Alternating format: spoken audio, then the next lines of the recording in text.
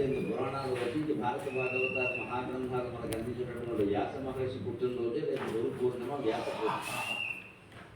ఆ వ్యాస మహర్షికి మానసికంగా శిష్యుడైన వాడు శంకరాచార్య స్వామి అయితే, శంకరాచార్య స్వామికి మానసికంగా ఏకలవ్య శిష్యుడు లాంటి వాడు వివేకానందుడి కాదు. ఎందుకంటే వ్యాసునిది పురాణం, శంకరాచార్యునిది సిద్ధాంతం, వివేకానందుడి ఆచరణ. ఈ సిద్ధాంతాన్ని ఆచరించడం ఎలాగో చెప్తున్నారు. శంకరాచార్య ఈ సిద్ధాంత నిర్మాణం మీద ఎక్కువ దృష్టి పెట్టారు. ఆచరణ గురించి చెప్పిన అసలు అద్వైత సిద్ధాంతం దాని అందాలు జనానికి సులభంగా అందాలు వేరే అంత దాని మీద దృష్టి, దాన్ని ఆచరించడం ఎలాగో వివేకానందుడు. అద్వైతాన్ని నిజ జీవితంలో ఆచరించవచ్చు, హాయిగా ప్రతిరోజు ఆచరించవచ్చు, ప్రతి క్షణం ఆచరించవచ్చు, సుఖంగా ఉండదు.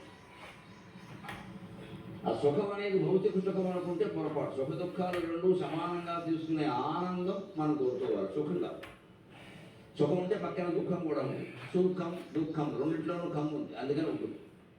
శబ్దం అర్థమైతే సంస్కృత భాష అంతా అర్థమవుతుంది.